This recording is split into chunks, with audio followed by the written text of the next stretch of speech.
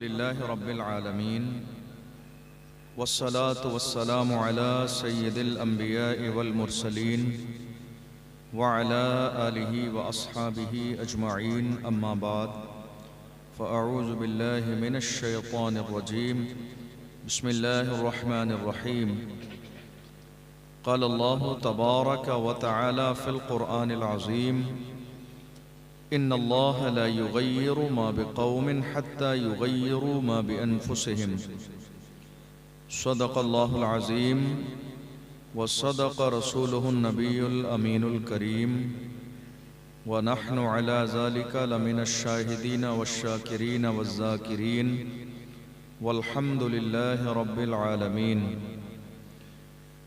आइए हम और आप निहायत अक़ीदत और एहतराम के साथ हुज़ूर सरवरे कायनात फ़ख्र मौजूदात अल्लाह के महबूब हज़रत मुहम्मद मुस्तफ़ा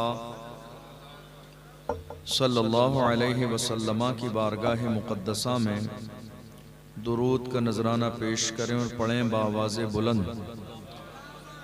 अल्लाहुम्मा सल्लि अला सय्यदिना व मौलाना मुहम्मदिन मादनिल जूद वल करम व आलिहि व बारिक वसल्लिम सलातुम व सलामन अलैका या रसूल अल्लाह सलातुम व सलामन अलैका या हबीब अल्लाह सल्लल्लाहु तआला अलैहि वसल्लम।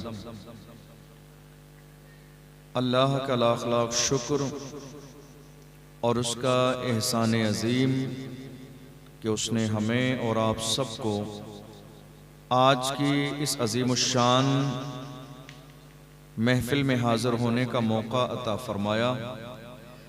अल्लाह की बारगाह में दुआ है परवरदिगार आलम हमारी इस महफिल को अपनी बारगाह में कबूल फ़रमाए। काबिल मुबारकबाद हैं इस कमेटी के तमाम ज़िम्मेदारान जिन्होंने इस खूबसूरत महफिल को सजाया। अल्लाह ताला उनकी कोशिशों को अपनी बारगाह में कबूल फ़रमाए। अपनी नौइयत के हिसाब से जिस तरह के जलसे उड़ीसा की सरजमीन पर होते हैं उस एतबार से ये बड़ा मुख्तलिफ जलसा है कि जहाँ 10:30 बजे जलसा शुरू होने का लोग तसव्वुर करते हैं वहाँ इन्होंने 10:30 बजे मेहमान खुसूसी को आपके सामने लाकर पेश कर दिया। ये बात बहुत अच्छी है, काबिल तारीफ़ है, इसलिए मैं ये तारीफ़ का जुमला कह रहा हूँ। लेकिन क्या ही अच्छा होता कि जो कुछ 15-20 मिनट का मंजर जलसे को रोककर जो हमारी और आपकी निगाहों के सामने गुजरा, अगर ये न होता तो शायद मैं और इससे ज़्यादा दिल खोल कर इस जलसे की तारीफ करता। लेकिन हम आला हजरत के गुलाम हैं।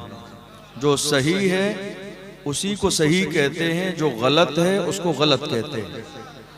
ये बात किसी को बुरी लगती है तो लगती रहे। जो सही है वही सही है, जो गलत है वो गलत है। आला हजरत के गुलामों की यही शान है, ताजो शरिया के गुलामों की यही पहचान है। वह इस बात का लिहाज नहीं करते कोई बुरा मान जाएगा।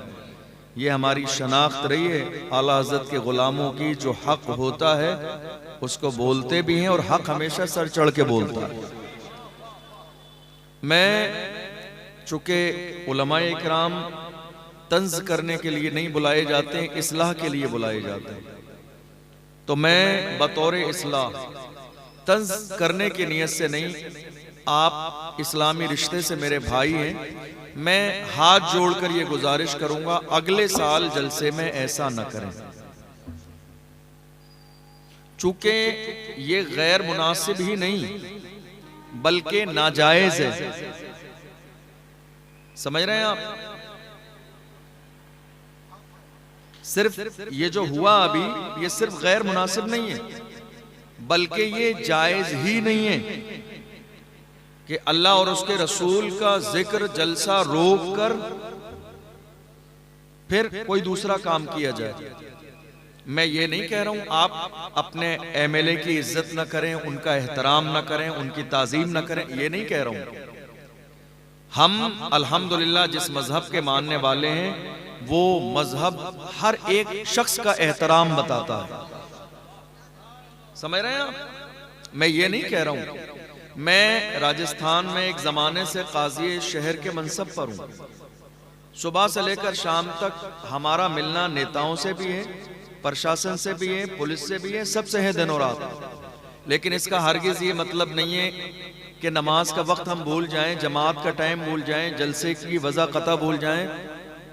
ये तो मुनासिब बात नहीं है। हमारे चेयरमैन साहब, एमएलए साहब, जो लोग भी हैं अच्छा काम कर रहे हैं, दिल खोल कर उनके लिए स्पेशल प्रोग्राम कीजिए, एक स्पेशल स्टेज लगाइए, शान शौकत के साथ इस्तकबालिया प्रोग्राम रखिए, पूरे इलाके के लोगों को बुलाइए। मैं मना नहीं कर रहा हूं, चूंकि मेरा तो अपना ये नारा है, काम करने वालों की कदर करो, कान भरने वालों की नहीं। काम करने वालों की कदर करो, मेरा तो ये नारा है। काम जो लोग कर रहे हैं कोई भी हो, इससे कोई फर्क नहीं, वो चाहे उलमा हो, अवाम हो, सियासी लोग हो, नेता हो, कोई भी हो, जो काम करने वाले दिल खोल कर कदर कीजिए। लेकिन आपको ये पता होना चाहिए कौन सा काम कब करना है।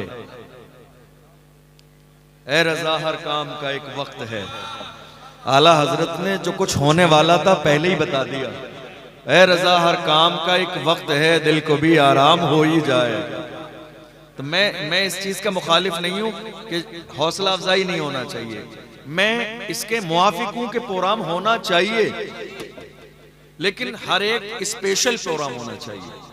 देखो, आका का जिक्र, आपने जलसे को उन्वान क्या दिया, जश्न ईद मिलादुन नबी है, यानी हुजूर के विलादत का जिक्र, हुजूर की महफिल। फिर हुजूर के जिक्र की महफिल मेरे लिए भी रोकना जायज नहीं है। समझ रहे हैं आप सोचें कि साहब ये आ रहे हैं तो इनके इस्तकबाल के लिए जलसा रोक दें, गैर मुनासिब बात। तो फिर किसी के लिए भी मुनासिब नहीं होगा। आने वाली साल में कोशिश कीजिएगा, आप मेरे अपने हैं, अजीज हैं, मेरे भाई हैं, और इस कुर्सी पर बैठने का अगर मैं ये बात ना बताऊं तो हक अदा नहीं होगा।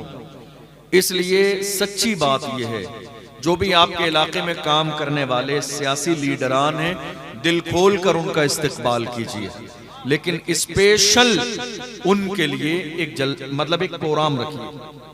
समझ रहे हैं आप? चूंकि अब दुश्वारी, एक तो जलसा रोका, दूसरा ये इधर जलसे वाले इंतजार में हैं, उधर वो भी परेशान है कि जल्दी जल्दी जल्दी जल्दी अपनी बात पूरी करो, तो वो भी मुतमईन नहीं है। तो बेहतर ये है कि दो प्रोग्राम अलग हो जाएं, जलसे का अलग हो प्रोग्राम, एक सियासी प्रोग्राम अलग हो जाए, ताकि जलसा जलसा रहे, कुरान और हदीस किसी के लिए रोका न जाए।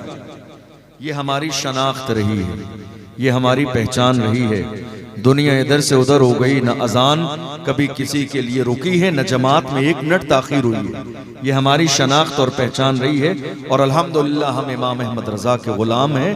हक सुनते भी हैं, हक बोलते भी हैं, और हक समझने का और कबूल करने का जज्बा भी है। बाकी ये प्रोग्राम बहुत कामयाब, बहुत कामयाब, बहुत कामयाब, अब तक बहुत कामयाब प्रोग्राम है। इतनी बड़ी तादाद में लोग शौक से सुन रहे हैं, बेहतरीन इंतजाम है, और इनकी मेहमान नवाजी में मिंबर रसूल पर हूँ, बहुत बेमिसाल मेहमान नवाजी है। ज़हूर भाई, दिलदार भाई और इनकी पूरी टीम को दिल की गहराइयों से मुबारकबाद पेश करता हूँ, जिन्होंने बड़ी मोहब्बतों से नवाजा, अपने होने का एहसास दिलाया। क्योंकि हम जलसे तो रोज़ाना करते हैं, रोज़ाना हमें लोग मिलते हैं, वहाँ जाके क़याम करते हैं, रात में रहते भी हैं, कभी दिन में पहुँचते हैं, लेकिन यहाँ पर आने के बाद ऐसा एहसास हुआ कि यहाँ हम बिल्कुल अपने घर में रुके हुए हैं। तो ये बड़ी मोहब्बतें दी हैं, मैं दिल की गहराइयों से इसका शुक्रिया अदा करता हूँ। और ये बहुत कामयाब प्रोग्राम है। अल्लाह की बारगाह में दुआ करता हूँ, परवरदिगार आलम हम सब जब तक जिंदा रहें मसलके आला हजरत पर कायम व दायम फरमाए। आप जाग रहे हैं, बात शुरू की जाए, थोड़ी सी आवाज और बढ़ा दीजिएगा भाई माइक। अल्हम्दुलिल्लाह, कुरान अजीम में परवरदिगारे आलम ने एक आयत को नाजिल फरमाया।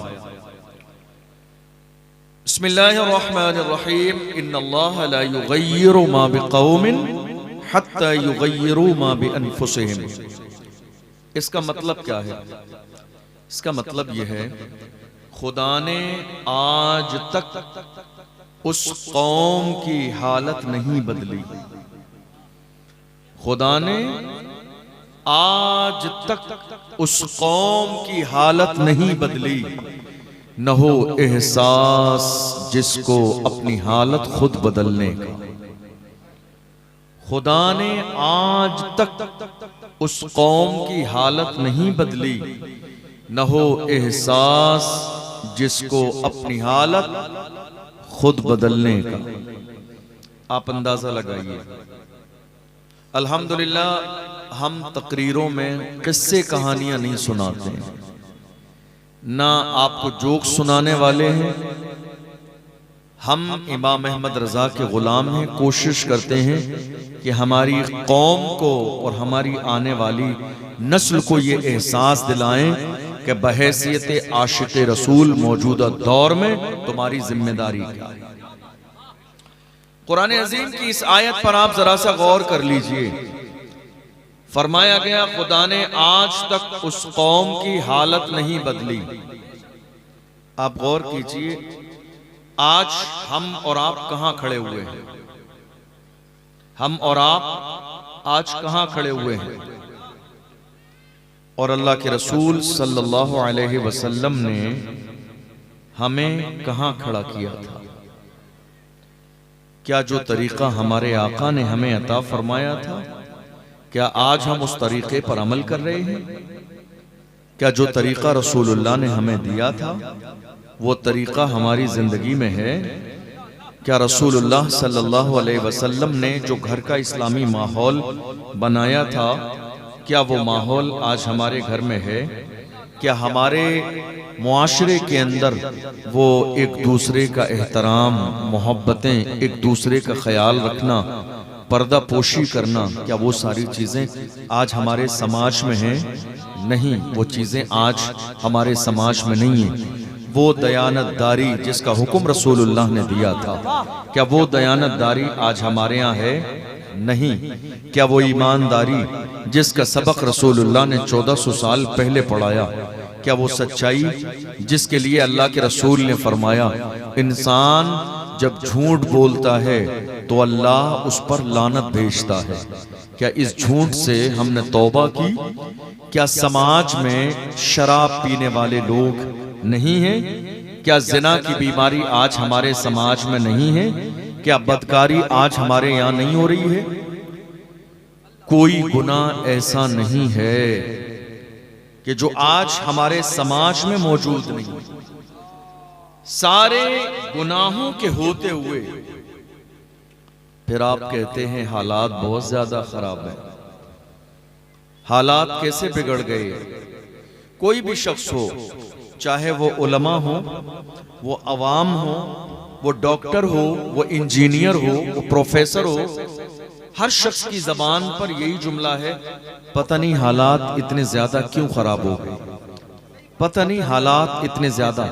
सब रो रहे हैं, सब रोना रो रहे हैं हालात का।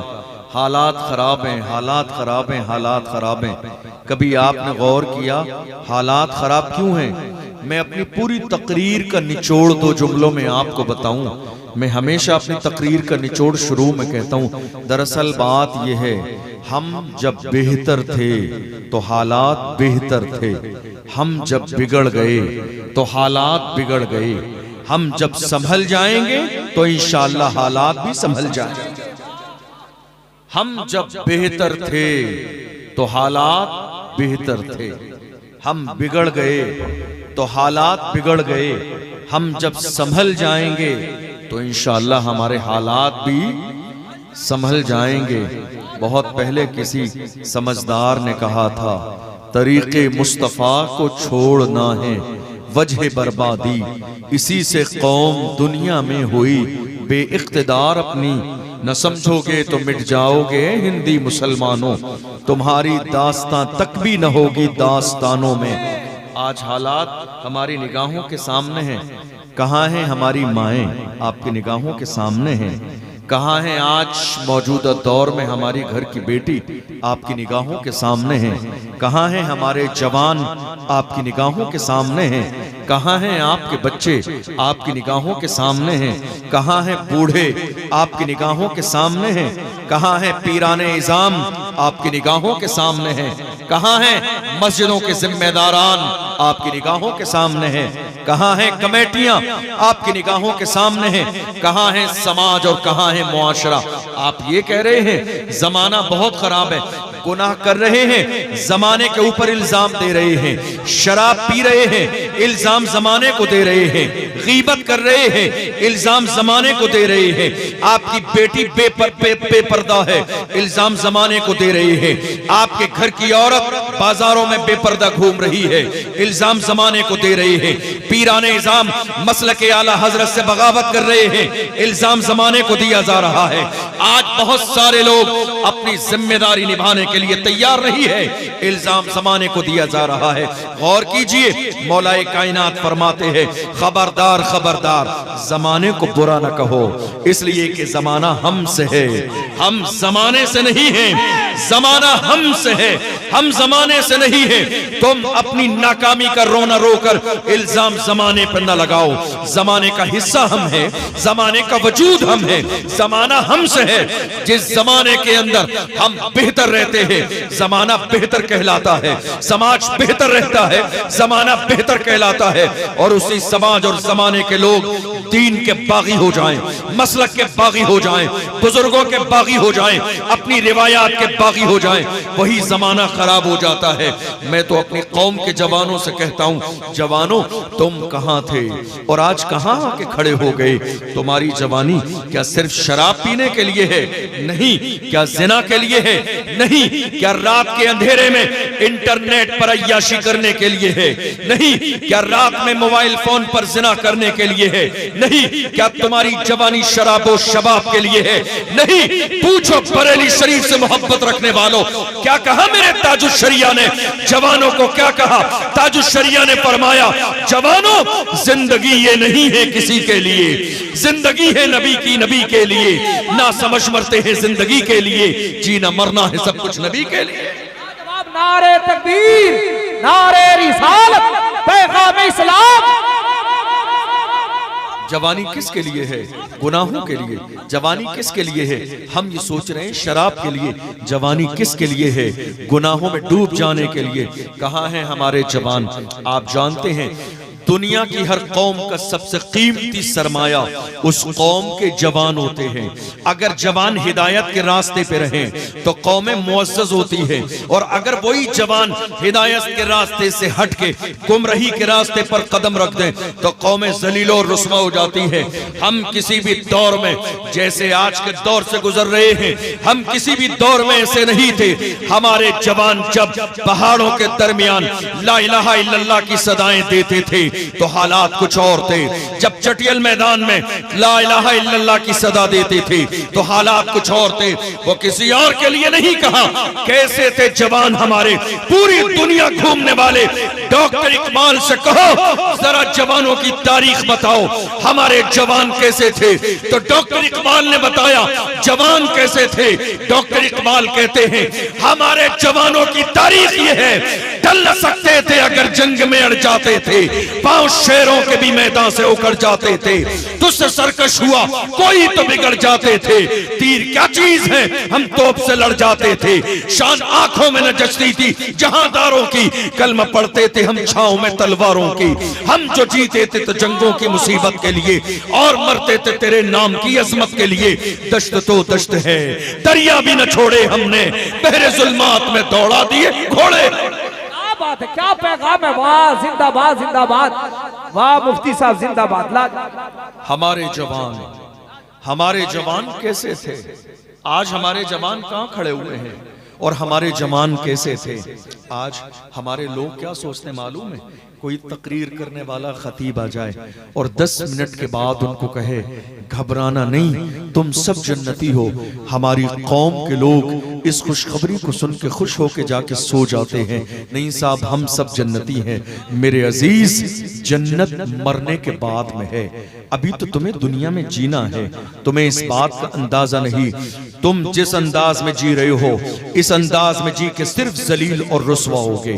तुम जिस अंदाज में जिंदगी गुजार रहे हो इस अंदाज में तुम्हें दुनिया में कभी इज्जत न मिलेगी। तुम जिस अंदाज में जिंदगी गुजार रहे हो इस अंदाज में तुम्हें कभी शान और वकार न मिलेगा। तुम जिस दौर में जिंदगी गुजार रहे हो यह दौर बेईमानी का नहीं, ईमानदारी का है। हमने थोड़े जमाने पहले देखा जब रसूलुल्लाह की नामूस की बात आई थी, कितने जवान अपने आप को सेफ करने के लिए घर के अंदर चले गए। मेरा नाम आ जाएगा, मैं नहीं आऊंगा। मैंने कहा मेरी कौम के जवानों, जिस कौम के जवान जिना करने लगे उनकी हिम्मतें टूट जाती है। जिस कौम के जवान शराब पीने लगे उनके हौसले जवाब दे जाते हैं। जिस कौम के जवान गुनाहों की दहलीज पर कदम रख दे वो रसूलुल्लाह की नामूस के लिए कभी खड़े नहीं हो सकते। हमने देखा हाथ सलामत थे मगर वो लोग खामोश थे, पैर सलामत थे मगर लोग खामोश थे, दौलत वाले माल वाले थे मगर रसूलुल्लाह की नामूस पर पहरा देने वाला हमने देखा। वो व्हील चेयर पे बैठने वाला मर्द कलंदर जिसने फैजाबाद के धरने में दिसंबर की सर्दी में वबा के दोहल कहा, उन्हें जाना उन्हें माना, न रखा गैर से काम, लिल्लाहिल हम्द में दुनिया से मुसलमान गया।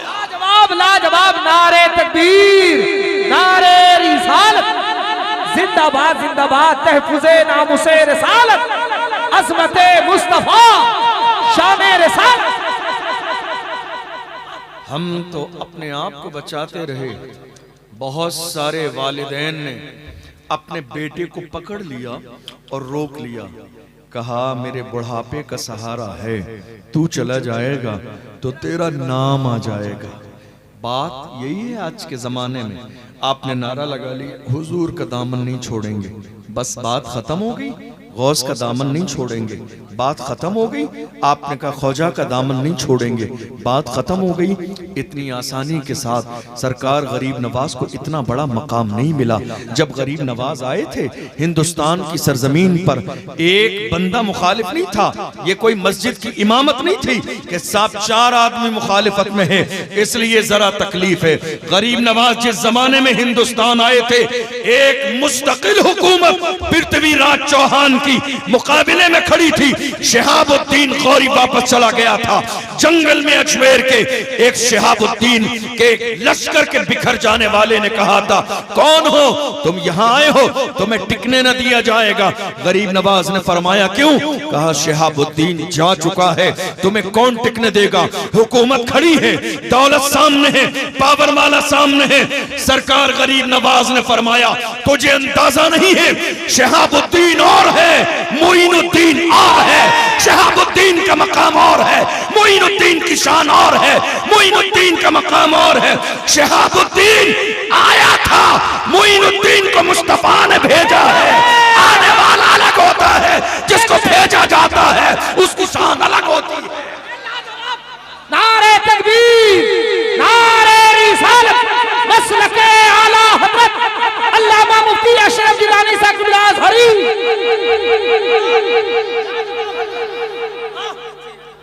गरीब नवाज आए थे, मकाम इतनी आसानी से मकाम नहीं मिलता है, इतनी आसानी से मकाम नहीं मिलता है। आपको क्या लग रहा है अशरफ जिलानी उड़ीसा की सरजमीन पर यूं ही अचानक आज आपकी कुर्सी पर बैठ गया? नहीं, इस कुर्सी तक पहुंचने के लिए बहुत कुर्बानियां देना पड़ती हैं। जिस जमाने में लोग कह रहे थे नाम आ जाएगा, हमने उस जमाने में बबांगे दोहल कहा था एक बार नहीं 1000 बार नाम आ जाए फिर भी कहेंगे कि मोहम्मद से वफा, तूने तो हम तेरे हैं, ये जहां चीज है क्या लाहो कलम तेरे। तकबीर, नारे रिसालत, साईं साहब दामन। कुर्बानियां देनी पड़ती है, मकाम इतनी आसानी से नहीं मिलता है। हमारे जवान क्या सोच रहे हैं सिर्फ हम नारा लगा लें काम हो जाएगा? नहीं मेरे अजीजों, बदलना पड़ेगा। हालात बेहतर करने के लिए बदलना पड़ेगा। सोच भी बदलनी पड़ेगी, रवैया बदलना पड़ेगा, सोने और जागने का अंदाज बदलना पड़ेगा, उठना बैठना बदलना पड़ेगा, सोहबत बदलनी पड़ेगी। ये जो इधर उधर बैठ रहे हैं ना, जो मसलके आला हजरत के गद्दार हैं, उनके साथ आप सोचें हालात बहुत अच्छे हो जाएं। बचाइए अपने दामन को, इसलिए कि इंसान का जब अकीदा और नजरिया खराब हो जाए था ना, तो उसका जिस्म बिल्कुल दीमक की तरह अंदर से खराब हो जाता है। अल्हम्दुलिल्लाह, वो कोई और होगा जिसे इस बात पर नाज होगा, कयामत के मैदान में मुझे जन्नत सजदों की वजह से मिलेगी। हमारा अकीदा ये है, हम गुनहगार कयामत के मैदान में जाएंगे तो ये अपने अंदाज में फख्र करते जाएंगे, सुनते हैं कि महशर में सिर्फ उनकी रसाई है, कर उनकी रसाई है, लो जब तो बनाई है सबने सफे महशर में, ललकार दिया हमको ए बेकसों के आका, अब तेरी दुहाई है। अरे लाजवाब लाजवाब, अल्लाह सलामत रखे माशाअल्लाह। बदलना पड़ेगा, सोच बदलिए, नजरिया बदलिए, अंदाज बदलिए, सोने और जागने का अंदाज। आप कहेंगे आप सोने और जागने के अंदाज पर बात कर रहे हैं, क्या हमारे सोने और जागने के अंदाज से हालात बेहतर हो जाएंगे? मैं कहता हूं हाँ, सोने और जागने का अंदाज बदल जाए। जो कौम फज्र में, जो कौम फज्र में, जो कौम फज्र में, जो कौम फज्र में रसूलुल्लाह की आंखों को ठंडक पहुंचाने के लिए अपनी गर्दन न झुका सके, उस कौम के जवान कहते हैं हुजूर के नाम पे गर्दन कटा देंगे। मैं कहता हूं वो कोई और होगा जो आपके झूठे नारे से मुतासिर हो जाएगा। अशरफ जिलानी बहुत प्रैक्टिकल है, हमने लोग देखे हैं, जमाने देखे हैं, कौमें देखी हैं, मिजाज देखे हैं। ये सिर्फ नारा है, नारा। जिस दिन मेरी मस्जिद के दरवाजे से जुमे की तरह फज्र में नमाजी निकलने लगे, समझ लेना कौमे मुस्लिम की कामयाबी का पहला दिन आ गया। अरे लाजवाब लाजवाब, वाह। जिस दिन फज्र में मस्जिद के दरवाजे से मेरी कौम के जवान वैसे निकले जैसे कौम जुमे के अंदर निकलती है। आज हालत ये हो गई, हमारे जवान तो जुमे की नमाज भी सिर्फ 2 रकात पढ़ते हैं, सिर्फ 2 रकात। क्या जुमे की नमाज सिर्फ 2 रकात है? आप नारा लगा रहे हुजूर का दामन नहीं छोड़ेंगे, हुजूर का दामन नहीं छोड़ेंगे। पकड़ा कब? आप कहिए अशरफ जिलानी का दामन नहीं छोड़ेंगे, तो दूर बैठकर नारा लगाएंगे आपने मेरा दामन नहीं पकड़ा है। दामन पकड़ने के लिए मेरे करीब आना पड़ेगा, और मेरे करीब आना पड़ेगा। अब जब आप आ गए यहां, मेरा दामन पकड़ लिया, मैं आपके जहन के मुताबिक छोटी सी बात कहने लगा, मेरा दामन आपने पकड़ लिया, तो याद रखना मैं जलसे में हूं, तो चूंकि आपके हाथ में मेरा दामन है, तो जिसका दामन है, दामन वाला जहां जहां जाएगा, पकड़ने वाला वहां वहां जाएगा। दामन वाला जहां जहां जाएगा, पकड़ने वाला वहां वहां जाएगा। दामन आपके हाथों में है। ऐसा कैसे हो सकता है कि अशरफ जिलानी मस्जिद में हो और दामन पकड़ने वाला मस्जिद के बाहर हो? ऐसा कभी नहीं हो सकता है। हुजूर के गुलामों ने अपने अंदाज में कहा, मारा जाए या सताया जाए, मोहब्बत इतनी है, हर जफा हर सितम गवारा है, इतना कह दे कि तू हमारा, तू हमारा है। आशिक बनो आशिक, गुलाम बनो गुलाम। जो मुस्तफा के गुलाम बनते हैं वही जमाने के इमाम बनते हैं, जो मुस्तफा के गुलाम बनते। और ये सिर्फ नारा नहीं है, ये जुमला नहीं है मेरा, ये सिर्फ आपकी वाहवाही लूटने के लिए जुमला नहीं है, प्रैक्टिकल बात है। जो मुस्तफा का गुलाम बनता है, जो मुस्तफा का गुलाम बनता है, वही जमाने का इमाम बनता है। आप देखो तो सही, व्हील चेयर पे बैठने वाले की मैंने बात की, आपने उन्हें कब जाना? उस उम्र में जब दाढ़ी के बाल सफेद हो गए थे, सर के बाल सफेद हो गए थे, जब उनकी भौहें सफेद हो गई थी, तकरीबन 60 साल की उम्र में, 60-65 साल की उम्र में आपने उनको जाना कि व्हील चेयर पे बैठने वाला भी कोई मर्द कलंदर है जो रसूलुल्लाह की नामूस का पहरेदार है। मैं अर्ज कर रहा था, जो मुस्तफ़ा का गुलाम बनता है वही जमाने का इमाम बनता है। रसूलुल्लाह की नामूस पर जब बात आई, उससे पहले हमें हमें नहीं मालूम था कौन है व्हील चेयर पे बैठने वाला, कहाँ रहता है, कहाँ पढ़ाता है, नाम क्या है, काम क्या है, मिशन क्या है। लेकिन जब रसूलुल्लाह की नामूस की बात आई और वो मर्द कलंदर खड़ा हुआ, देख लो उससे पहले कौन जानता था व्हील चेयर पे उस्मानी कौन है, कौन जानता था सलमान अजहरी कौन है, कौन जानता था अशरफ जिलानी कौन है। बात सिर्फ इतनी है, जब तक बिका न था तो कोई पूछता न था, तुमने खरीद के मुझे अनमोल कर दिया। लाजवाब, हक है, जिंदाबाद जिंदाबाद। गुलाम बनो तो सही, जो मुस्तफा के गुलाम बनते हैं वही जमाने के इमाम बनते हैं। गुलाम बनो तो सही। और उसी मर्द कलंदर का जनाजा जब निकला था, हमारे यहाँ जनाजे मालदारों के बड़े होते हैं, गरीबों के जनाजे बड़े नहीं होते हैं। गरीबों के जनाजों में 100-200 किलोमीटर की दूरी से रिश्तेदार भी नहीं आते हैं। गांव वाले तो गांव वाले, इलाके वाले तो इलाके वाले। गरीबों के जनाजों में सगे रिश्तेदार भी कहते हैं खबर लेट मिली थी, आने का साधन नहीं था, बहाना बना के रुक जाते हैं। गरीब है ना, दुनिया की दौलत नहीं है, माल नहीं है, नवाजिश नहीं होगी, इनायात नहीं होंगी, दिया नहीं जाएगा, नवाजा नहीं जाएगा, अपने भी पहचानने से इनकार कर देते हैं। लेकिन देखो, जब बंदा हुजूर का गुलाम बनता है, मैं उसकी बात कर रहा हूँ जिसको शायद 100-200-500 रुपए उस जमाने में तनख्वाह मिलती होगी। 100-200-500 रुपए उस मर्द कलंदर के जनाजे का हाल ये था, लोग अमेरिका और लंदन से भी फ्लाइट का लाखों रुपए का टिकट लेके उस मर्द कलंदर का जनाजा पढ़ने के लिए पहुंच गए। और जब जनाजा निकलता था तो दुनिया पुकार के कहती थी, आशिक का जनाजा है, जरा धूम से निकले, महबूब की गलियों से जरा घूम के निकले। और जब कब्र में उतारा जाता था, कब्र में उतारने वाले अपने अंदाज में कहते थे, ज़मीन मैली नहीं होती, ज़मन मैला नहीं होता, मोहम्मद के गुलामों का कफन मैला नहीं होता। लाजवाब, नारे तकबीर, नारे रिसालत, मसलके आला हजरत शहंशाहे खिताबत। गुलाम बनो, गुलाम हुजूर के सच्चे गुलाम बनोगे, अल्लाह तुम्हें जमाने का इमाम बना देगा। हमारे यहाँ क्या है, सिर्फ जबानी नारा, हुजूर का दामन नहीं छोड़ेंगे। अब आप मुझसे कहेंगे, मैं अर्ज कर रहा था, सोने और जागने के अंदाज को बदल दो, हालात बेहतर हो जाएंगे। आपके जहन में एक बात आएगी कि ये बात हमें समझ में नहीं आई, सोने और जागने के अंदाज को बदल दें, हालात बेहतर हो जाएंगे। आपको मालूम है इस वक्त हालात क्या है?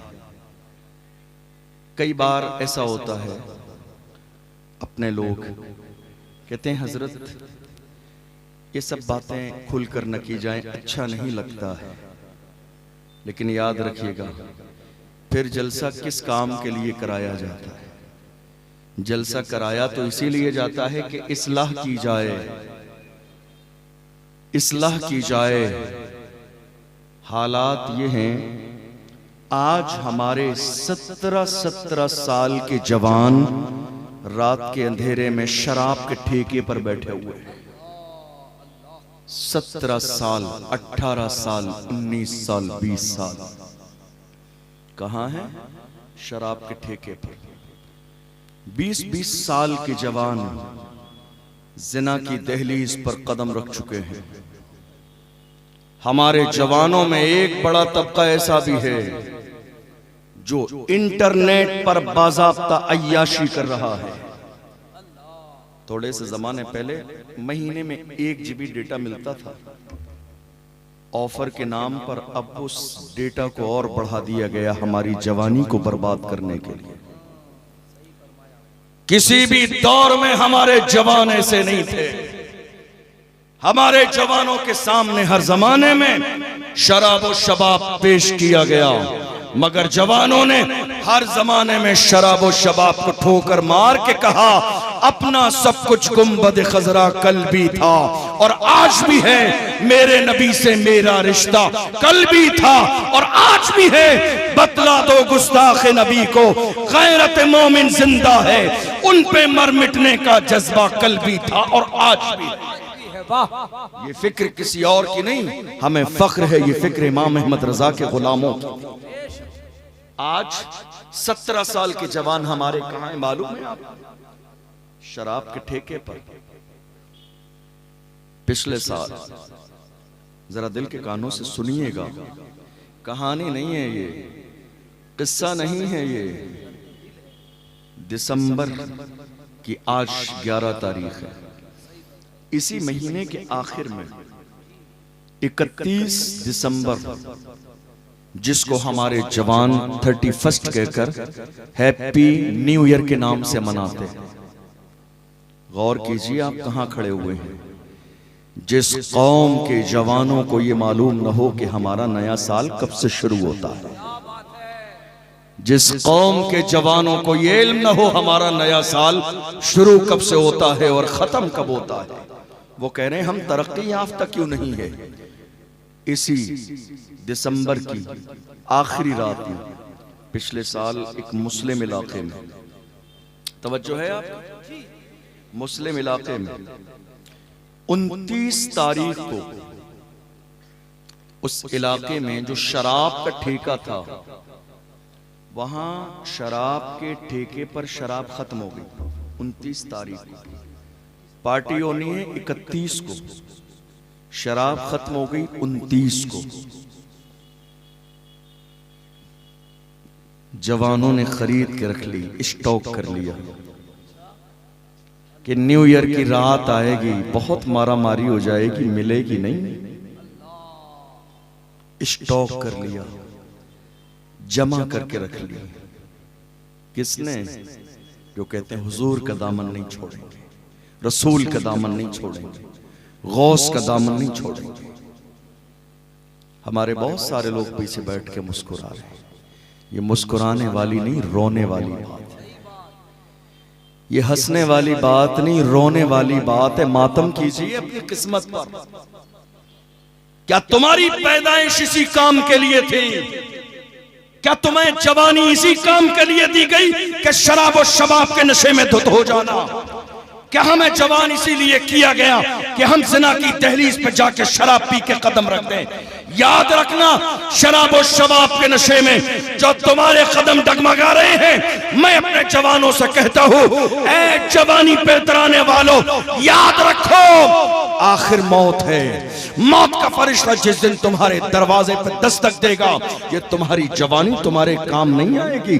बड़े बड़े सूरमा, रुस्तम जैसे पहलवान भी इस दुनिया में आए, मगर मौत का फरिश्ता जब दरवाजे पे दस्तक लेकर आया, न जवानी काम आई, न दौलत काम आया, न माल काम आया। इसलिए जवानी के नशे में इतना धुत न हो जाइए कि ईमान भी खराब हो जाए और अकीदा भी खराब हो जाए। आपको मालूम है हुआ क्या? हम लोग कभी ऐसा होता है 400-500 किलोमीटर का सफर होता है हजरत प्रोग्राम का, तो सोचते हैं कार से चले जाएं। 400-500 किलोमीटर रातों में सफर करते हैं कार से। जवानों, दिल पे लिख के ले जाना ये बात। कितनी बार ऐसा होता है कि 500 किलोमीटर चलते हुए रात में कई बार 4 जगह लाशें मिलती हैं रोड पर पड़ी हुई। 4 लाशें। यहां एक्सीडेंट हो गया, ट्रक कुचल के चला गया। कितनी जगह जब भीड़ लगी होती है ना, पूछते हैं क्या हुआ है? कहा हजरत एक्सीडेंट हो गया। कैसा हुआ है? हार्ड हुआ है। कहा हजरत कंडीशन ये है, ट्रक ऊपर से गुजर गया, जिस्म पूरा रोड में इतना चिपक गया है, उठाने के काबिल भी नहीं है। सर अलग है, धड़ अलग है, हाथ अलग है, पैर अलग है। घर वाले मसला पूछ रहे हैं, मुफ्ती साहब गुस्ल दें तो कैसे दें? जिस्म का कीमा बन गया है, कफन दें तो कैसे दें? दफन करें तो किस अंदाज में करें? आप बताएं। उस वक्त जाके जिस्म के रोंगटे खड़े हो जाते हैं। 2-2, 3-3 दिन सही माना में दिल नहीं करता है खाना खाने का। ये मंजर अपनी निगाहों से देखने के बाद, जानते हो, अक्सर हमें ऐसी लाशें मिलती हैं अपने गैर जिम्मेदार जवानों की, जो शराब और शबाब के नशे में गाड़ी रोडों पर लहरा लहरा लहरा के चलते हैं जवानी के नशे में, कान में ईयरफोन लगाए हुए हैं, शराब पी ली है, कान में ईयरफोन लगाए हैं, जा रहे हैं। इस बात का अंदाज नहीं है कि तुम तन्हा हो अपने लिए, लेकिन बूढ़ी माँ के लिए तुम एक मुस्तकिल दुनिया हो, बूढ़े बाप के लिए तुम एक दुनिया हो, किसी गरीब की बेटी से तुमने निकाह किया है, तुम उसके लिए एक दुनिया हो, एक छोटा सा बेटा तुम्हारे पास है, तुम उसके लिए एक दुनिया हो। तुम्हारी जवानी शराबो शबाब के लिए तो नहीं थी। अल्लाह अकबर। ये हाल आज हमारे जवानों का हो गया। कितनी बार हमारे उलमा इकराम जुमे के अंदर जब खिताब करते हैं शराब के खिलाफ, शराब पीने वाला या तो जुम्मे की नमाज पढ़ने नहीं आया, और आया तो वो पीछे बैठ के लास्ट में 2 रकात नमाज पढ़ के निकल गया। किसी आलिम ने मस्जिद में शराब के खिलाफ तकरीर की।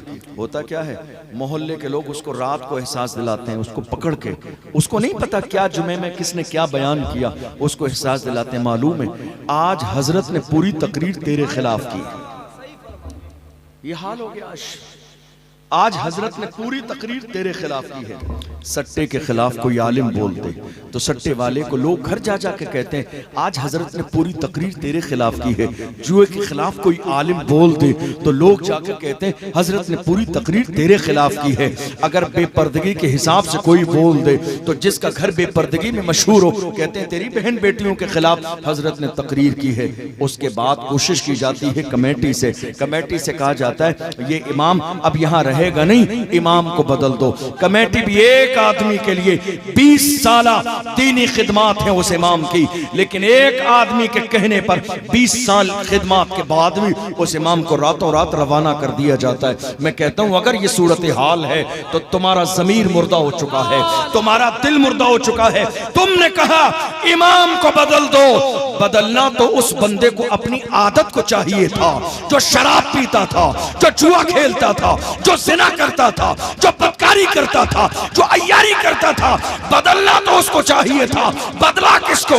इमाम को। तुमने क्या सोचा दूसरा नया इमाम लाओगे, वो शराब के हलाल होने की तकरीर करेगा, जुए के हलाल होने की तकरीर करेगा। याद रखो ये जो मौजूदा दौर में उलमा पर जो जुल्म का माहौल बना हुआ है, याद रखना दुनिया में किसी आलिम के साथ जुल्म करोगे तो हमारे बुजुर्गों ने तो यहां तक कहा कि अगर वाकई कोई आलिम पर सही माना में जुल्म करता है तो खौफ है कि कहीं ऐसा ना हो मरते वक्त उसे कलमा पढ़ना नसीब ना हो। गौर कीजिए, आप हजरत से कह रहे हैं क्या बोला आपने जुमे में? आप इस जुमले का मतलब समझते हैं? आप मुझे टोक रहे हैं क्या बोला आपने तकरीर में? आप मुझे टोक रहे हैं। आपका ये एतराज मेरी जात पे नहीं, ये रसूलुल्लाह के फरमान पर है।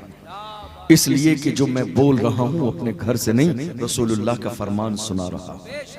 एक आलिम मिंबर पे खड़े होकर रसूलुल्लाह का फरमान सुना। आप उंगली उठा रहे हैं तो ये जो उंगली है आपकी उस आलिम पर नहीं उठ रही है, रसूलुल्लाह के फरमान पर उठ रही है। अल्लाह अकबर। इसलिए कोशिश कीजिए। हमने ये देखा हमारे बहुत सारे उलमा इकराम की इमामत छूट गई। आपको जहन हाजिर होगा तो समझ में आएगा। कोरोना के ज़माने में जब माहौल इस तरह का हुआ, 5 लोगों की परमिशन मिली। उस जमाने में हमारी कौम बेदार हुई नमाज पढ़ने के लिए। 20-20 आदमी मस्जिद के दरवाजे पे आके दरवाजा तोड़ने की कोशिश करते थे और मस्जिद का इमाम कहता था नहीं पाबंदी है वरना मुझे जवाब देना पड़ेगा। तो कितने लोग दरवाजे से मस्जिद के इमाम को गाली देते थे, तेरे बाप की मस्जिद है जो मस्जिद के अंदर आने नहीं देगा। अल्लाह अकबर। गौर करो, जिन्होंने साल में कभी एक दिन सजदा न किया, वो कोरोना के जमाने में जब पाबंदी है तो सजदे के लिए तुमने कभी गौर किया? ये 2-3 साल कोरोना का जमाना क्या था जिसमें मस्जिद के दरवाजे बंद किए गए, तुमने जहन लड़ाया ही नहीं वरना तुम्हें अंदाजा होता। दरअसल कोरोना का माहौल तुम्हारे गुनाहों की सजा थी, इसलिए मस्जिद के दरवाजे तुम्हारे लिए बंद कर दिए गए थे। जब जमाने ने मिलकर लोग रोए भी हैं, माफी भी मांगी है, कोने कोने में दुनिया के अजानें हुई है, तुम्हारी सजाओं को सुनने के बाद, हजारों बुजुर्गों के उलमा के रोने को देखने के बाद वो दरवाजे फिर से खोल दिए गए, मगर गुनाह फिर भी वही हो रहा है। मस्जिदें आज भी खाली है, मुसल्ले आज भी खाली है, सफे आज भी खाली है। कहीं ऐसा न हो तुम्हारे इस गुनाह को दोहरा दिया, तुम्हारी इस सजा को दोहरा दिया जाए। और फिर हमारी जिंदगी में वही दौर आ जाए। लेकिन याद रखना, तुमने जिस इमाम को बुरा समझा, तुमने जिस इमाम को गलत समझा, तुमने जिस इमाम की शान में गुस्ताखी की, तुम्हारी तो जगह बदल गई, तुम्हें तो मस्जिद से बाहर निकाल दिया गया, तुम्हारे लिए तो पाबंदी आ गई।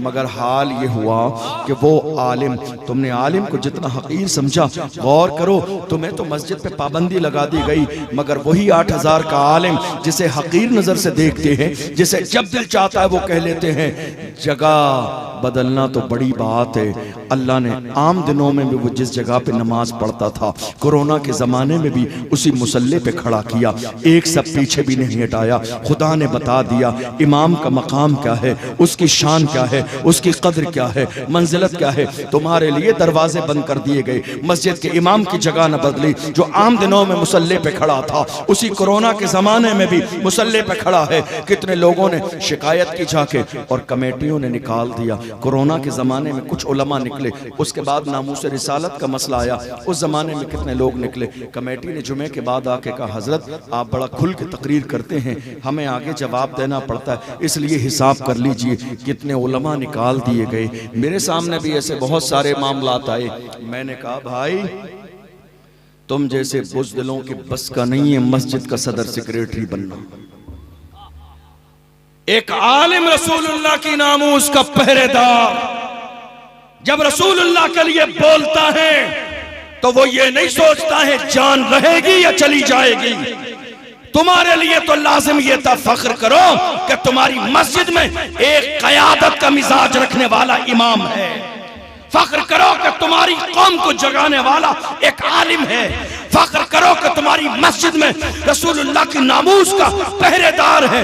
तुम ही उसको दबाने वाले हो। कह रहे हो नहीं साहब जवाब देना पड़ता है। मैं कहता हूं छोड़ दो, कोई फर्जो वाजिब नहीं है। जब तक तुम जिंदा रहोगे सदर तुम रहोगे।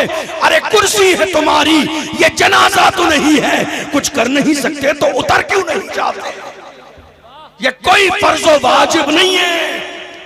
ये मनसब किसी ऐसे को दो जो सलाहुद्दीन अय्यूबी का जानशीन हो, जो टीपू सुल्तान का जानशीन हो, जो अर्तुगरुल गाजी का जानशीन हो, जो मोहम्मद बिन कासिम का जानशीन हो।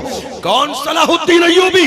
वो सलाहुद्दीन अय्यूबी जिन्होंने मस्जिद अक्सा के सामने खड़े होकर कहा था, मायूस न हो ऐ चमने मिल्लत बैज़ा, जिंदा है तो सींचेंगे तुझे खून जिगर से। लाजवाब लाजवाब।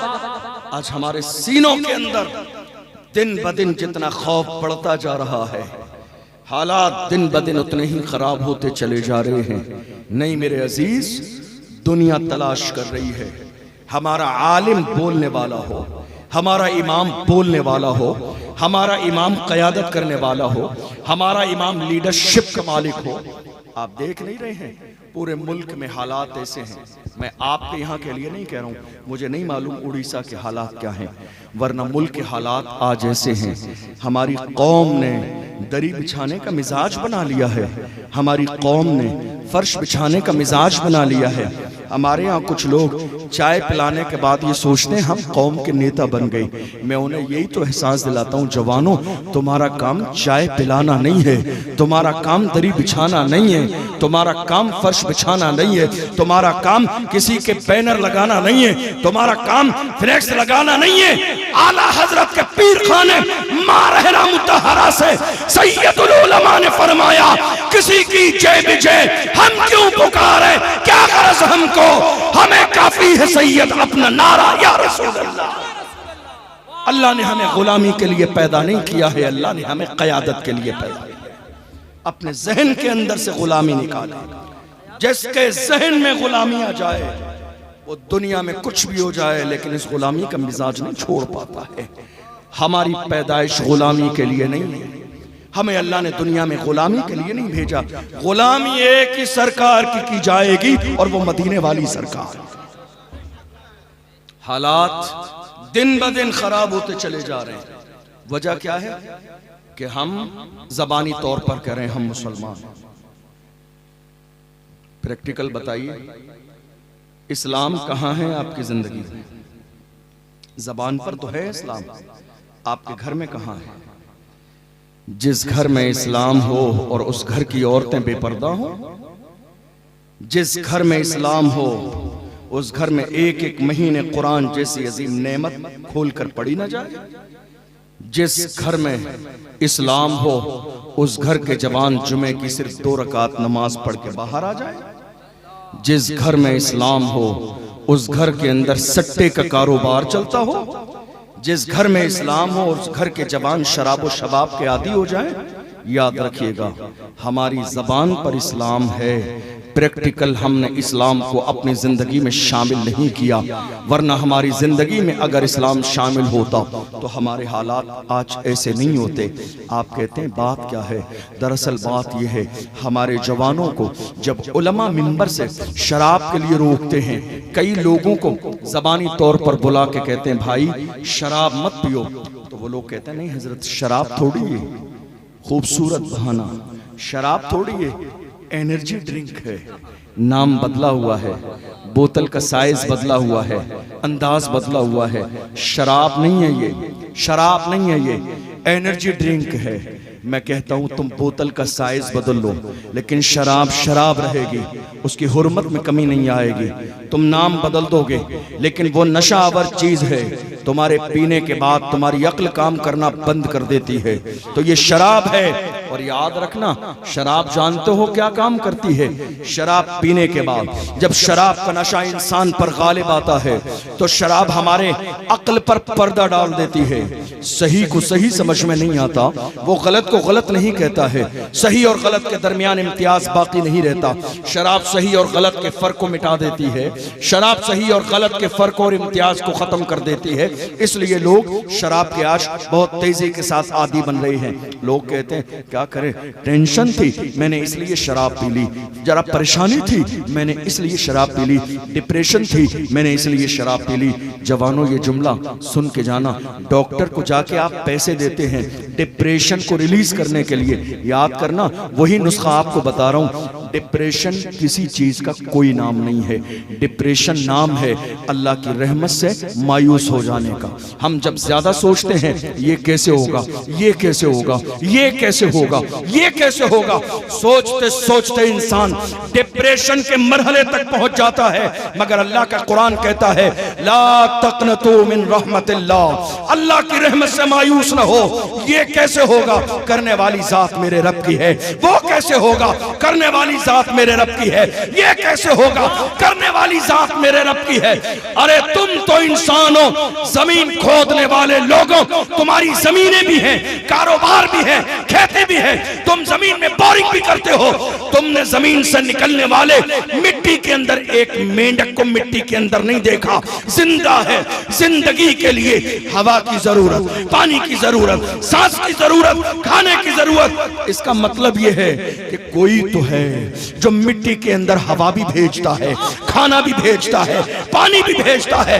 जब जमीन में मेंढक को रिस्क मिलता है तो हम तो अशरफुल मखलूकात है कि हमें रिस्क न मिलेगा।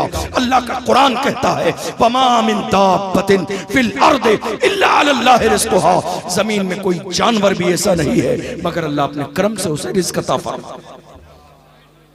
हालात आज क्या हो गए मालूम है आपको? शराब, चूंकि वक्त ज्यादा हो रहा है मैं अपनी बात समेटूं। शराब बहुत तेजी के साथ जवानों ने 2 दिन पहले शराब खरीद के रख ली। किसके लिए? किसके लिए?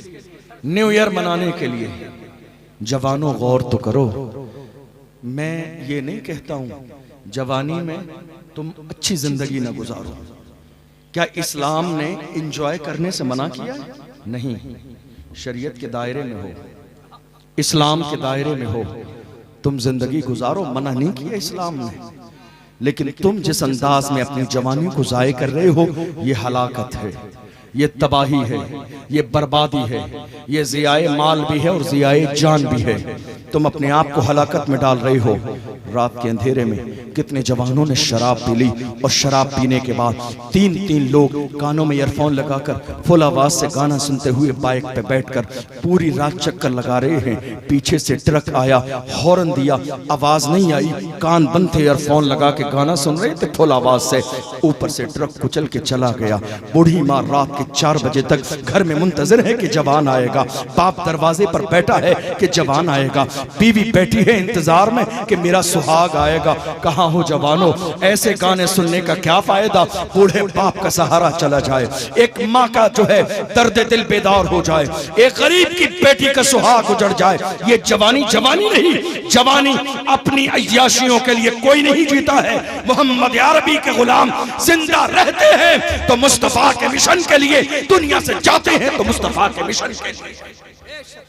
शराब, रसूलुल्लाह का फरमान सुनिए, मेरे आका ने फरमाया शराब क्या है। हुजूर ने फरमाया शराब उम्मुल खबाइस है, तमाम बुराइयों की जड़ है शराब, तमाम बुराइयों की जड़ है शराब। जो इंसान शराब पी लेता है उसकी इज्जत खत्म हो जाती है समाज से। जो इंसान शराब पीता है नशे की हालत में उसकी कोई इबादत कबूल नहीं रहती। जिस मुंह से शराब पीता है उस मुंह से निकलने वाली दुआएं रद्द कर दी जाती हैं। एक रिवायत तो ऐसे भी पढ़ी गई कि जो इंसान शराब पीता है जब जहन्नम में डाला जाएगा, प्यास लगेगी तो जहन्नमियों का पीप पिलाया जाएगा शराब पीने वाले को।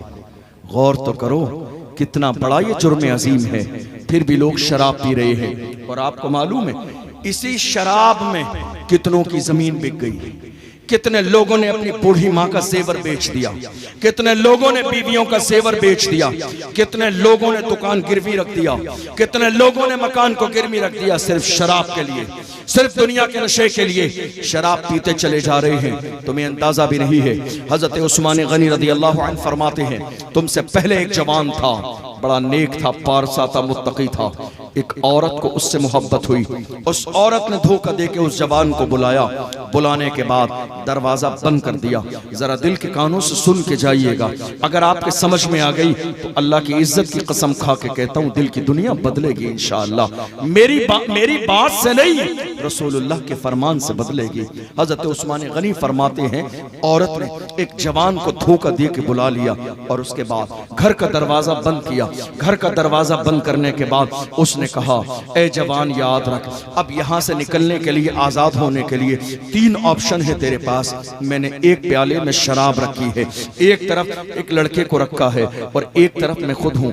या तो 3 ऑप्शन है, शराब का प्याला पी ले, तुझे दरवाजे से निकलने दिया जाएगा, आजाद किया जाएगा, या इस बच्चे को कत्ल कर दे, तुझे आजाद कर दिया जाएगा, या फिर मेरे साथ जिना कर ले, मेरे साथ जिना करेगा तुझे छोड़ दिया जाएगा। अल्लाह अकबर, गौर तो करें। कहा अगर ये न करेगा, ये न करेगा तो शोर मचा के पूरे इलाके के लोगों को जमा कर दूंगी, तेरी इज्जत तार तार हो जाएगी। इज्जत का दारो मदार किसी की दौलत में नहीं है। रिक्शा चलाने वाले की भी अपनी इज्जत होती है, ऑटो वाले की भी अपनी इज्जत होती है, एक गरीब किसान की भी अपनी इज्जत होती है, और इंसान इज्जतदार सिर्फ अपनी इज्जत के लिए डरता है। उसने कहा ऐसा न कर, अब बैठकर सोच रहा है करूं तो क्या करूं। शराब पीता हूं ये भी गुनाह कबीरा है, जहन्नम में जाने का जरिया है। जिना करूं हराम है, जिना कैसे करूं ये भी जहन्नम में जाने का जरिया है। इस औरत के हुक्म पर बच्चे को कत्ल करूं कैसे करूं ये भी जहन्नम में जाने का जरिया है। बैठा है सोच रहा है, औरत बार बार फोर्स कर रही है, उसको इसरार किया जा रहा है इन तीनों में से किसी एक को चूज कर ले, करना पड़ेगा वरना तुझे यहां से जाने न दिया जाएगा। जवानों जरा दिल के कानों से सुनो, शराब कितना बड़ा गुनाह कबीरा है जो इंसानी जिंदगी को तबाह बर्बाद कर देता है। अल्लाह अकबर। वो जवान सोच रहा है शराब का प्याला पीऊं ये भी नाजायज, कत्ल करूं ये भी नाजायज, और अगर औरत के साथ ज़िना करूं ये भी नाजायज।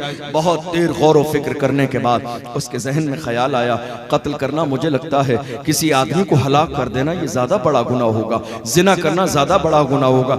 ऐसा करता हूं शराब का प्याला मुझे लगता है कुछ हल्का है, उठा के पी लेता हूं और मुझे बाहर निकलने दिया जाएगा। मगर उसे क्या मालूम था अल्लाह के रसूल का फरमान है शराब ही तमाम बुराइयों की जड़ है, जो इसको पी लेता है आगे फिर कोई गुनाह। मैं तो ये सोचता हूँ कभी कभी मेरी अक्ल में आता है कि अगर वो शराब को छोड़कर इन तीनों में से शराब के अलावा कोई दूसरा गुनाह करता तो शायद तो न करता रह जाते, लेकिन उसने शराब को चुना और शराब का प्याला उठा के मुंह से लगा लिया।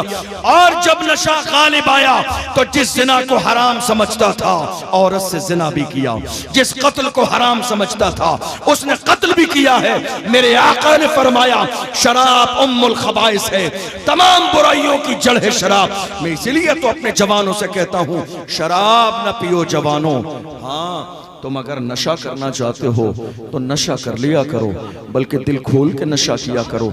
मैंने शराब के लिए मना किया है, नशे के लिए मना नहीं किया है।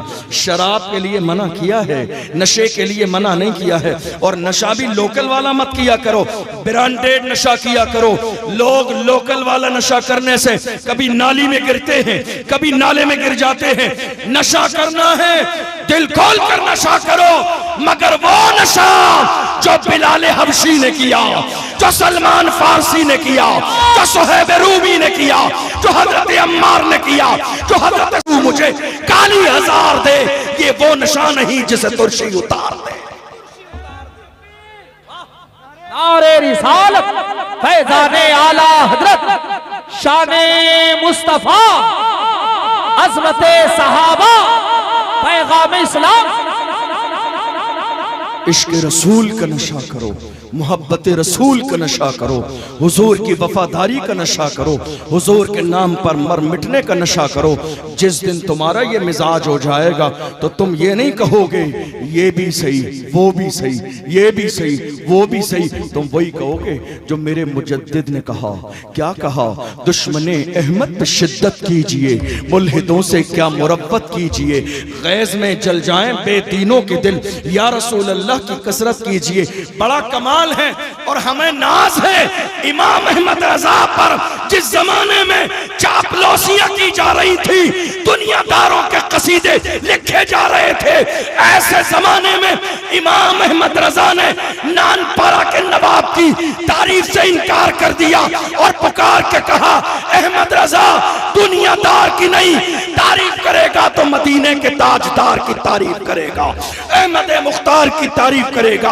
और तारीफ की तो फरमाते हैं वो कमाल हुस्न हुजूर है कि गुमान नक्शे जहां नहीं, यही फूल खार से दूर है, यही शम्मा है कि धुआं नहीं। फुसहा अरब के बड़े बड़े तेरे आगे यूं है दबे लचे, कोई जाने मुंह में ज़बान नहीं, नहीं बल्कि जिस्म में जान नहीं। करूं तेरे नाम पे जान फिदा, न बस एक जान तो जहां फिदा, तो जहां से भी नहीं जी भरा। करूं क्या करोड़ों जहां नहीं, करूं मधे अहले तो वल रजा, पड़े इस बला में मेरी भला, मैं कहता हूं अपने करीब का मेरा दीन पारे शान इमाम अहमद रजा की, जिन्होंने हमें मसलके हक, मसलके अहले सुन्नत और हमें जन्नत का रास्ता अता फरमाया। इसलिए जवानों से कहता हूं, जवानों दिल की गहराई से तौबा करो। और कई बार हमारे जवान समझते हैं मेरी उम्र 30 साल है, कोई सोचता है मेरी उम्र 35 साल है। अच्छा, मेरी बात समझ आ रही है आपको? मेरी बात समझ आ रही है? मैं बहुत तेज तो नहीं बोल रहा हूं जो आपको ना समझ आए, समझ रहे हैं आप? कई बार हमारे जवान सोचते मेरी उम्र तो 30 साल है, इसका मतलब अभी 70-80 साल में मौत आएगी, अभी मेरे पास 50 साल बाकी है। किसी समझदार ने कहा था जवानों आगाह अपनी मौत से कोई बशर नहीं, सामान 100 बरस का है, पल की खबर नहीं। हो सकता है ये जिंदगी की आखिरी रात हो सकता है ये महीना आखिरी हो सकता है ये साल आखिरी हो सकता है ये लम्हे आखिरी हो। इसलिए हो सकता है हमारे लिए ये साल आखिरी हो। दिन के उजालों में और रात के अंधेरों में गुनाह करने वाले लोग ये सोच रहे हैं, दिन के उजालों में रात के अंधेरों में तन्हाई में गुनाह कर रहे हैं, कोई जानने वाला नहीं है। अगर ये सोच रहे हैं कोई जानने वाला नहीं है तो तुम्हारा ईमान कमजोर हो चुका है मेरे रब की जात पर। वरना अल्लाह का कुरान कहता है वल्लाहु यालमु मा तुसर्रून व मा तुअलिनून, तुम जो जाहिर करते हो जो छुपाते हो मेरा रब सब जानता है, सब जानता है। एक बड़ा गुनाह आखिर में और बता दूं आपको, जिना। क्या है जिना? आप जानते हैं एक कॉमन प्रॉब्लम मेरी आपकी हम सबकी, कारोबार नहीं चल रहा है, बिजनेस नहीं चल रहा है, कारोबार फेल हो गया, हमने बहुत कोशिश की, घर में बरकत नहीं हो रही है। और जैसे ही हमारे घर में रिश्ते टूटने लगे, हालात खराब हो जाए, बिजनेस फेल हो जाए, तो हमारी माएं और बहनें फौरन मर्दों के दिमाग में ये बात डालती हैं कि किसी ने कुछ करा दिया है, कोई पीर साहब कोई बाबा तलाश कीजिए। फिर हम और आप क्या करते हैं, कोई बड़े बाबा तलाश करते हैं पहुंचे हुए, और हमारा जहन ये बन गया है जिनके हाथों में 10-10 अंगूठियां हैं वो बहुत ज्यादा पहुंचे हुए हैं, जिनके गले में मालाएं पड़ी हुई हैं वो बहुत ज्यादा पहुंचे हुए हैं, जो 2-4 महीने से नहाए नहीं हैं, लंबे लंबे बाल रखे हुए हैं गंदे, वो बहुत ज्यादा पहुंचे हुए हैं। हम उनके यहाँ जाते हैं, कितनी औरतों की इज्जत खराब हो गई, कितनी बेटियों की इज्जत पर हमला कर दिया गया। नहीं मेरे अजीजों, अपने आप को इस अंधविश्वास से बाहर निकालिए। तुम मोमिन हो, हुजूर के गुलाम हो, तुम्हारे लिए तुम्हारे घर में कुरान जैसी अजीम दौलत अता फरमा दी गई है। तुमने क्या सोचा है कुरान मरने वाली किताब है कि जो मरने लगता है उसके करीब बैठकर पढ़ते हो? कुरान मरने वाली नहीं, कुरान जिंदगी देने वाली किताब है।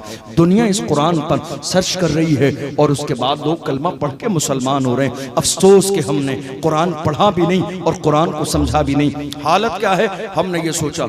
और पीर साहब नमाज कहाँ पढ़ते हैं? तो मुरीदीन हिमायत में कह देते हैं नहीं साहब, पीर साहब बहुत ज्यादा पहुंचे हुए हैं। पीर साहब नमाज तो मदीने शरीफ में पढ़ते हैं, खाने काबा में पढ़ते हैं। खाना कहाँ खाते हैं? हजरत के लिए मुर्ग मुसल्लम तो हमारे ही घर पे बनता है। अरे बेवकूफ इंसान, तुझे अब तक समझ में नहीं आई, अल्लाह ने तुझे अक्ल सलीम घास चरने के लिए दी। मदीने में नमाज पढ़ता है, खाना यहाँ खाता है।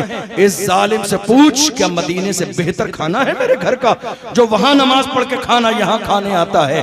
अपने दिमाग को जरा दुरुस्त कर लीजिए और याद रखिएगा, जिसके हाथों में ये 10 अंगूठी हो, इस्लाम मजहब अहले सुन्नत सिर्फ हाथ में 1 अंगूठी की इजाजत देता है, और वो भी चांदी की, 10 अंगूठी की नहीं। लोग कह रहे हैं पीर साहब बहुत पहुंचे हुए हैं। मैंने कहा बहुत ज्यादा पहुंचे हुए हैं, जहन्नम तक पहुंचे हुए हैं। इसलिए कि जो शरीयत की मुखालिफत करे वो जन्नत तक तो पहुंचा नहीं हो सकता। जो कुरान की मुखालिफत करे वो जन्नत तक पहुंचा हुआ नहीं हो सकता। जो दीन की मुखालिफत करे वो जन्नत तक पहुंचा हुआ नहीं हो सकता। जो नहाए नहीं, गुस्ल न करे, लोग सोचते हैं नहीं बहुत मजजूब है। अरे तुमने रसूलुल्लाह का फरमान न सुना? मेरे आका ने फरमाया अत्तहुरु शत्रुल ईमान, पाकी आधा ईमान है, पाकी आधा ईमान है। तुम कौन से इस्लाम को पढ़ते हो? तुम कौन सी शरीयत को पढ़ते हो जिसमें गंदगी है? हम जिस मजहब को पढ़ते हैं उसमें कुरान भी कहता है अल्लाह पाक रहने वालों से मोहब्बत करता है।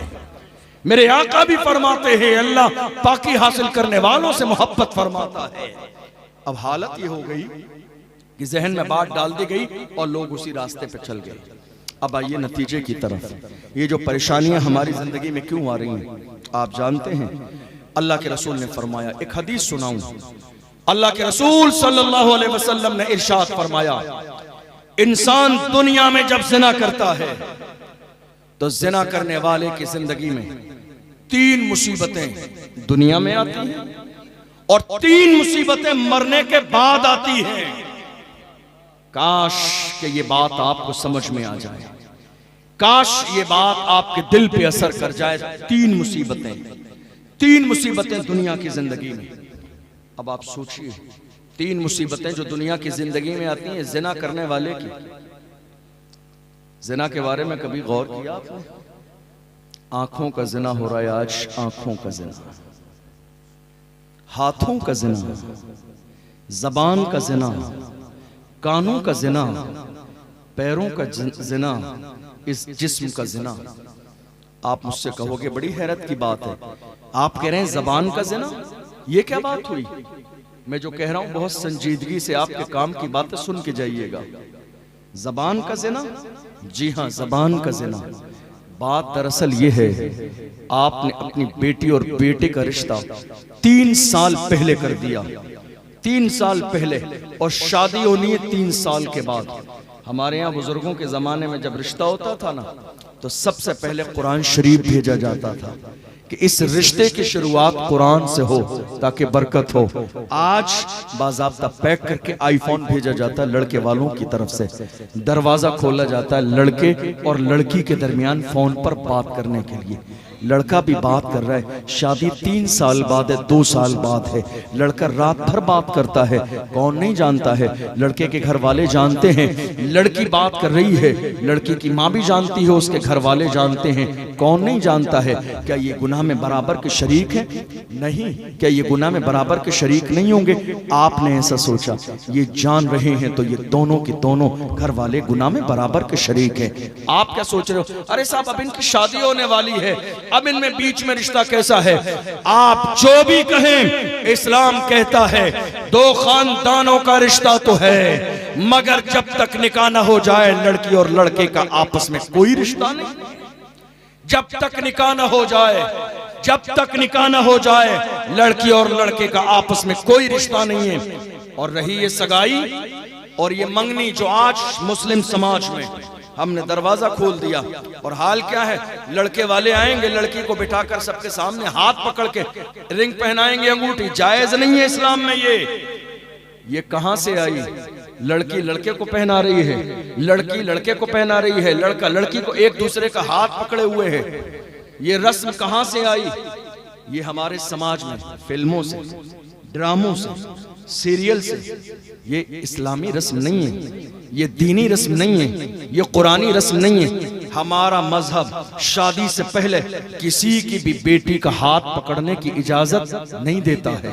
हमारा मजहब किसी की बेटी का हाथ छूने की इजाजत नहीं देता है। अरे जो मजहब किसी गैर की बेटी पर नजर उठाने की इजाजत न देता हो, वो हाथ पकड़ने की इजाजत कैसे देगा?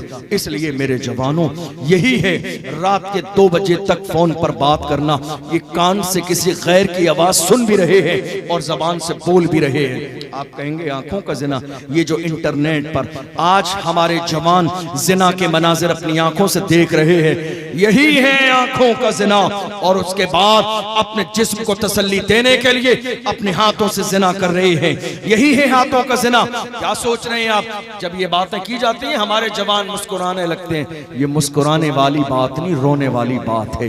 तुम्हारी जवानी गुनाहों के लिए है, तुम्हारी जवानी शराब के लिए है, तुम्हारी जवानी अय्याशियों के लिए है, जवानी जिना के लिए है, जवानी इस काम के लिए नहीं है। हुजूर के गुलाम बद्र के मैदान में खड़े थे तो छोटे छोटे बच्चे जिन्होंने अबू जहल को जहन्नम में पहुंचाया, उन्होंने भी अपने अंदाज में कहा था, या रसूल अल्लाह, कसम खाई है मर जाएंगे या मारेंगे नारी को, सुना है गालियां देता है वो महबूब बारी। जवान किसी भी दौर में गुनाह वाले नहीं थे। हमारे जवान हर जमाने में गुनाह से तौबा करने वाले थे, ईमान वाले थे, तकवे वाले थे। मुझे कई जवानों खत्म करना है भाई, ठीक है। अल्लाह की बारगाह में दुआ है, परवरदिगार आलम इस महफिल को अपनी बारगाह में कबूल फरमाए। अस्सलामु अलैकुम व रहमतुल्लाहि व बरकातहू।